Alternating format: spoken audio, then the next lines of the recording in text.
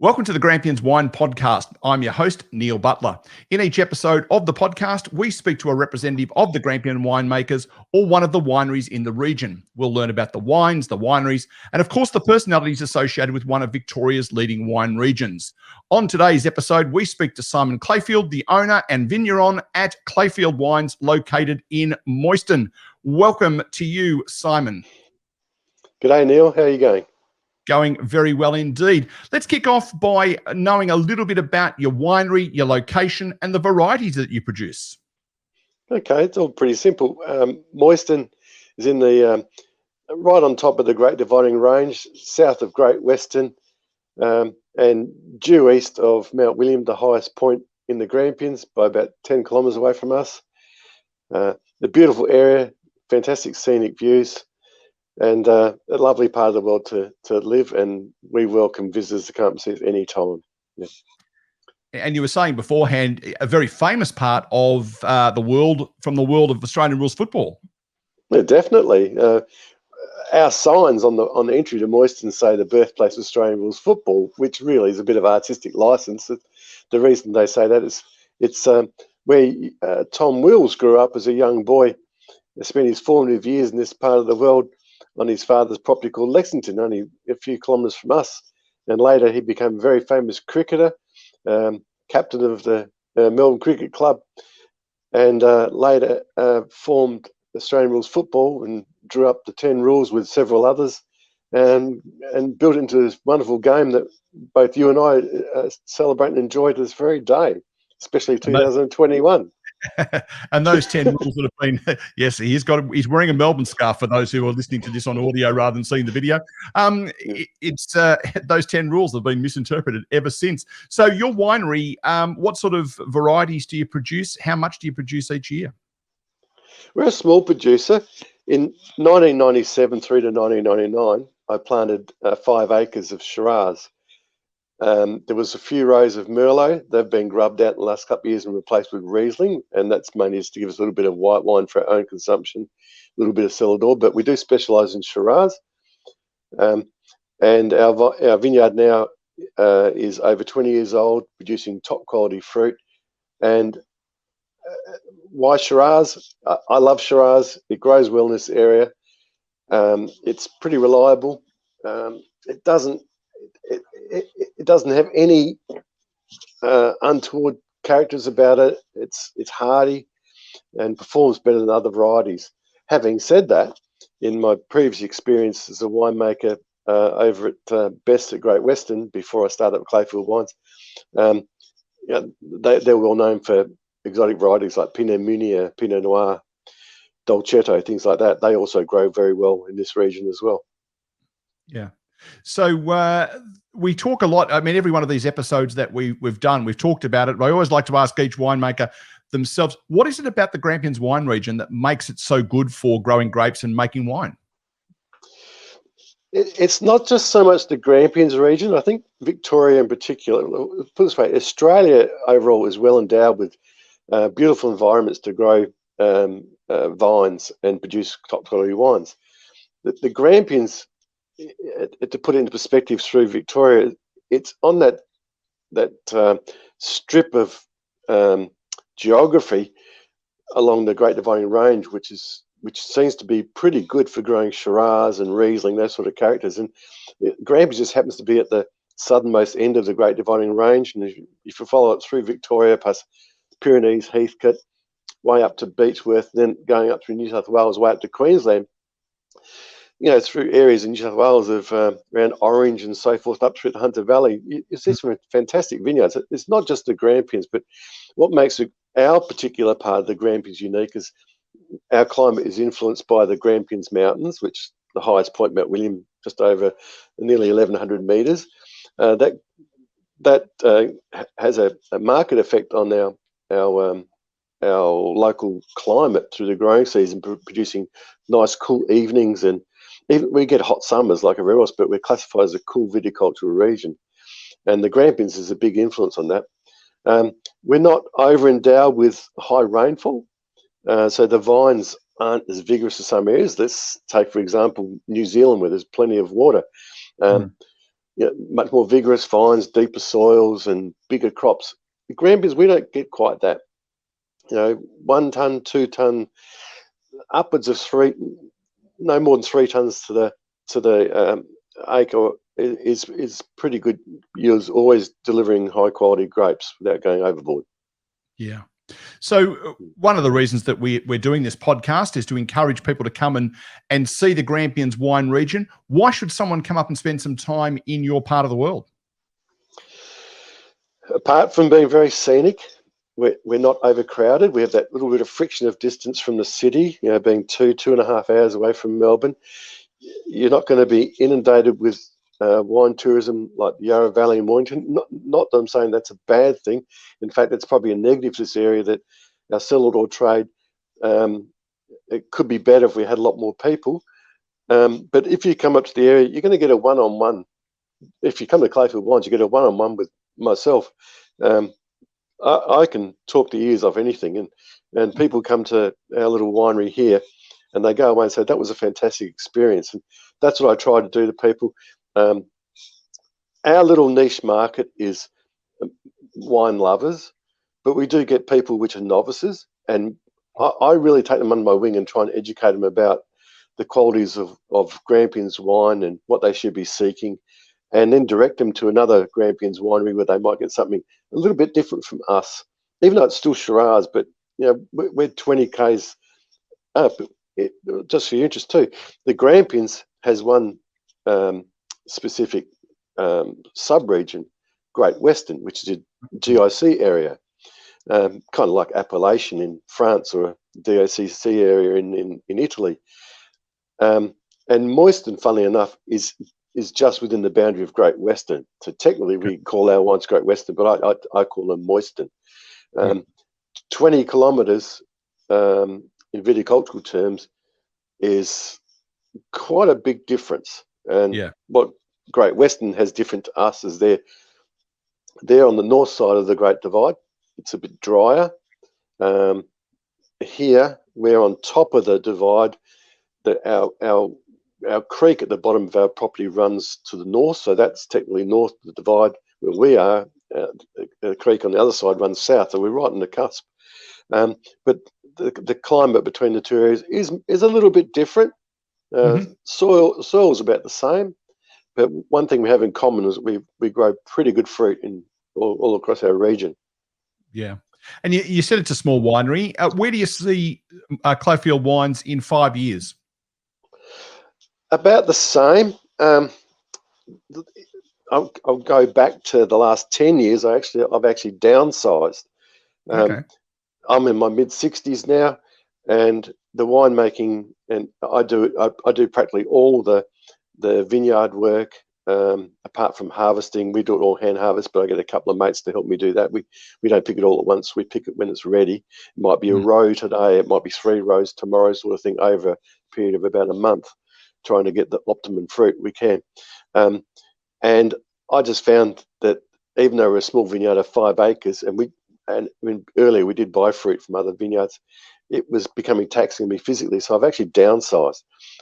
It also helps me to market my wine specifically to my mailing list and cellar door, and to key outlets around the place. And one thing I am good at is growing grapes and making good wine, and I'm a very poor marketer. That's where I've always felt my skills lack in that area. But I kind of believe in the Kevin Costner theory about if you build it, they will come, and that has proven in this area anyway. We're building up a reputation of good wine, and we've been going now for over 20 years, and we see the same faces all the time. Not so much in COVID, people have been hiding, but we almost know our customers by name when they rock up these days. It's pretty intimate. And it's one of the great strengths, I think, of the group. I mean, we've had a number of episodes already, and with more to come. And everybody has got a different story and a different offer. And otherwise, if everyone was the same, it would be incredibly boring, I would have thought. So it's one of the great appeals, isn't it? Yep, it is. It is. My introduction to winemaking came fairly late in my life. I from school I went and spent 3 years working for G.J. Coles and Company in the variety side. So I learned a bit about sales and marketing back then. Stock control was an important thing, but it wasn't a job for me. It was a job I got straight from school. And little bit of a doldrums about what to do. And I ended up falling into a job as a monumental mason in a stonemason factory, and based in South Australia, Adelaide. And I found that it was very interesting work. It satisfied my artistic side, but 3 years there in a environment which was back then was fairly hazardous, cold, wet, dusty. Health and safety was almost non-existent back then. I was yearning for something different, and so I stopped working and went and studied full time to get my matriculation, which I never did before working, and at an adult college. And I considered what vocations what am I working towards? And I've always been keen mechanical engineering, so tinkering with motorbikes and things like that, old classic bikes. So I still do that. So engineering popped into my head. Commercial cookery, becoming a chef, came into my head, and then winemaking. I had just developed a taste for wine at that time, and reading a few books about it. So I actually got into engineering and found it too hard. So I tossed a coin and become a chef. So I went and did winemaking, and luckily, I close in South Australia, went to Roseworthy College, got in there, and did my degree there. And from there, I ended up graduating, going up to Hunter Valley for a couple of years, and that was for a company called Hungerford Hill. And one of the people who was really important in my winemaking career was a chap called Ralph Fowler, and he was my boss up at Hungerford Hill. And after a couple of years there, he said, "Well, this place is on the market. It's time to look for another job because we don't know what's going to happen." And so I started looking around, and I applied for one job, and that was at Best at Great Western. And lo and behold, I got that, and I spent nearly a decade there as winemaker there, and I love Best. It's fantastic. Still love the people there. They're fantastic family-owned winery, and the legacy they've got of old vine, Shiraz. It was just imprinted on me, the importance of that in this area. So one thing led to another, and that's why I've ended up playing Shiraz and making it. It's what's in my blood, so to speak. Yeah, well, we've certainly had a chat to Ben and Viv from Bests along the way. Yep. So if you haven't heard those episodes, folks, go back and have a listen. Now, we've heard a bit about you, and that's what we like to do also, is we like to try and make a bit about the individual that we're talking to. So you've already answered a couple of our normal questions. So instead, suppose you're going on a road trip and you can only take one case of Clayfield wines with you. What do you take? I take some of my older wines. Our first vintage was in '99. In the beginning, we bought grapes from other vineyards. In some years, we bought from 3 vineyards, and we narrowed it down to a couple in the end. Our vineyard started yielding pretty well in 2004. So I really liked the early vintages we did, 2004, 2005. 2007 was a bit of a funny year because that was the year after the frost in spring 2006. So 2007 was a bit different. 10, 12. I'd probably take a mixed case of wines up to and including 2012. I love them when they've got a bit of age on them. Okay, so we open the box, we pull out a bottle of 2012. What are you going to eat with it? Oh, I'd make a delicious slow cooked goat meat, a Jamaican recipe with a little bit of spice, and it's just so tender and has all the spices I put in it, which beautifully complements the character of the wine.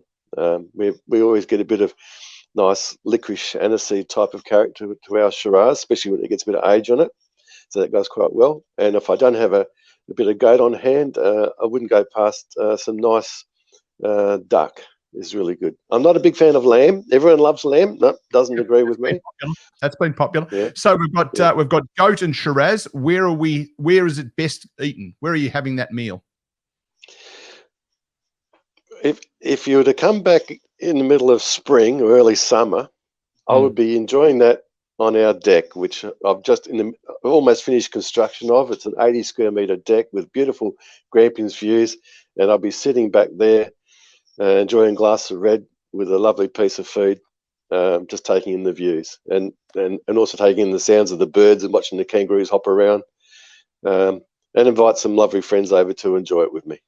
We're going to visit that in a minute, but the music you'd have playing in the background while you're eating it, what's your favourite music type? I like all kinds, and probably today's, I suppose, fortuitous. I always like Rolling Stones and Charlie Watts, R.I.P. But I like a myriad of music. But with that wine there, I could savour it with something nice and mellow, like London Grammar,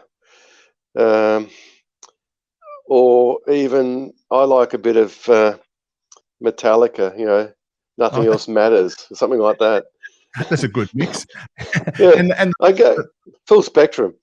Yeah, absolutely. And the three people, living or dead, that you'd want to have that meal and wine with?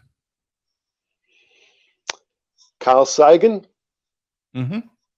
He'd be my number one guest. Just he'd come for an evening meal. We could look through my telescope at some of the stars, like early this year in January. My neighbour Ron came over and we checked out Jupiter and Saturn and some of its moons when we enjoyed a bottle of Clayfield 2019 vintage port I made, which celebrated our 20th year. Mm-hmm. And we could see Saturn and Jupiter quite well. And towards the end of the evening, we could see two planets of everything. everything. Telescope, of course. Yeah. And so that's one. Who else have we got? Two others that turned up for the meal.